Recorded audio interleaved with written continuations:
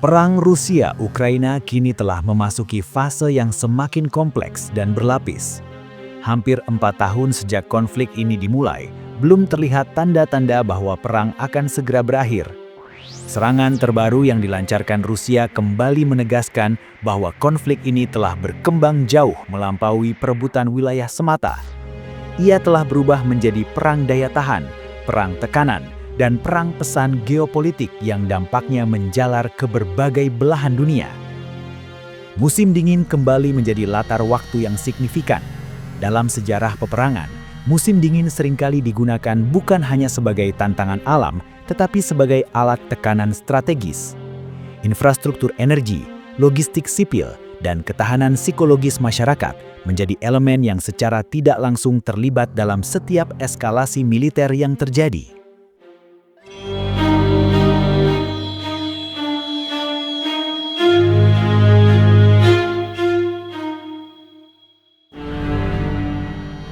Dalam serangan-serangan terbaru, Rusia kembali menerapkan pola yang sudah dikenal dalam 2 tahun terakhir. Alih-alih mengandalkan satu jenis senjata atau satu arah serangan, Rusia menggunakan pendekatan kombinasi. Rudal balistik, rudal jelajah jarak jauh, serta drone kamikaze diluncurkan hampir bersamaan dalam satu gelombang. Pendekatan ini bukan sekedar untuk menghancurkan target fisik, tetapi untuk menciptakan tekanan sistemik. Sistem pertahanan udara dipaksa bekerja tanpa henti, stok pencegat terkuras, dan setiap keberhasilan intersepsi tetap menyisakan biaya besar. Serangan ini seringkali diarahkan ke wilayah yang jauh dari garis depan, memperlihatkan bahwa perang modern tidak lagi terbatas pada zona pertempuran konvensional.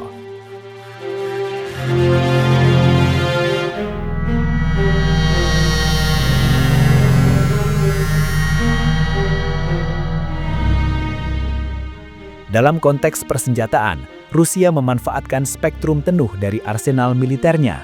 Rudal balistik taktis seperti Iskandar digunakan untuk serangan cepat dengan waktu reaksi yang sangat singkat. Rudal jelajah jarak jauh seperti Kalibr dan H-101 diarahkan ke target bernilai strategis yang membutuhkan presisi tinggi. Di saat yang sama, drone kamikaze berbasis desain Shahed terus memainkan peran penting. Drone ini relatif murah, dapat diproduksi massal, dan efektif untuk membanjiri pertahanan udara. Secara militer, daya hancurnya mungkin terbatas, namun secara strategis, kehadirannya memaksa lawan mengeluarkan sumber daya yang jauh lebih mahal untuk menanggulanginya.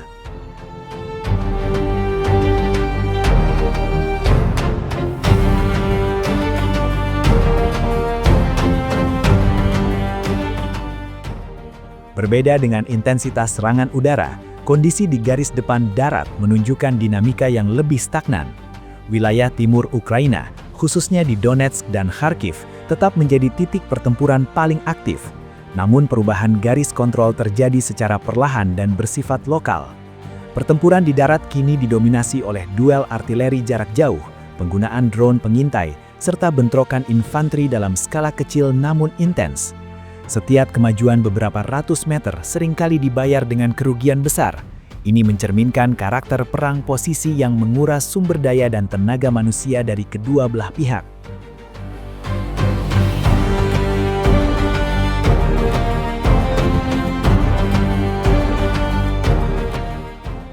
Seiring waktu, perang ini semakin menyerupai uji daya tahan nasional.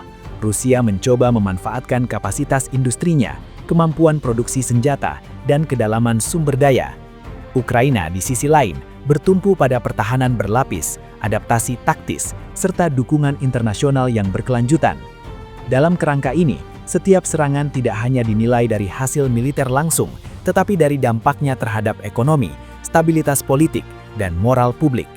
Perang menjadi kalkulasi jangka panjang, di mana kelelahan bisa menjadi faktor penentu sama pentingnya dengan kemenangan di medan pertempuran.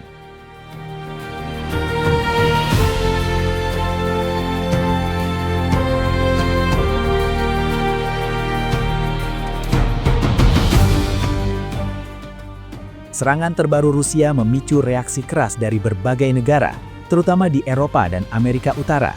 Uni Eropa mempertahankan langkah-langkah ekonomi terhadap Rusia dan memperkuat dukungan finansial bagi Ukraina. negara-negara barat menilai bahwa eskalasi semacam ini semakin mempersempit ruang diplomasi. Namun respons global tidak sepenuhnya seragam. Sejumlah negara memilih pendekatan lebih berhati-hati, menyerukan deeskalasi tanpa secara terbuka memihak. Organisasi internasional kembali menekankan dampak kemanusiaan, terutama terhadap warga sipil dan infrastruktur vital yang terus menjadi korban dalam konflik berkepanjangan ini.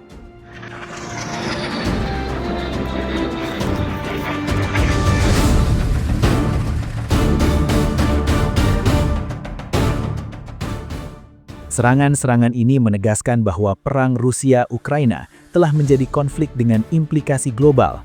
Dampaknya terasa pada pasar energi, kebijakan pertahanan Eropa, serta perubahan doktrin militer di berbagai negara.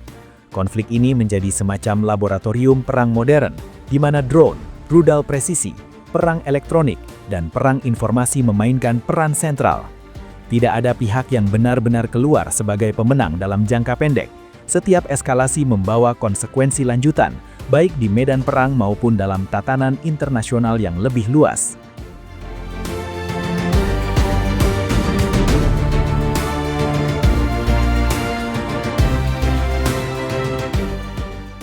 Serangan terbaru Rusia bukanlah titik akhir, melainkan bagian dari rangkaian konflik yang masih panjang. Garis depan mungkin bergerak perlahan, tetapi eskalasi teknologi dan tekanan geopolitik terus meningkat.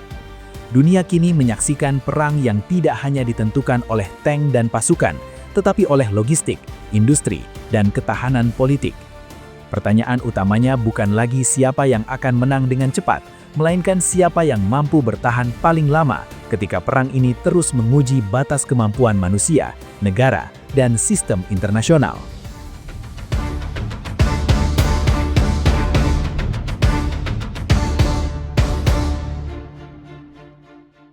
Video ini dibuat untuk tujuan edukasi dan analisis semata. Kami tidak berpihak pada pihak manapun, tidak mempromosikan kekerasan, dan tidak mendukung perang dalam bentuk apapun.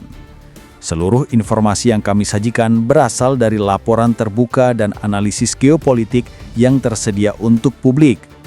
Tujuan kami adalah memberikan pemahaman yang seimbang mengenai situasi global agar masyarakat dapat melihat berbagai isu dengan lebih bijak.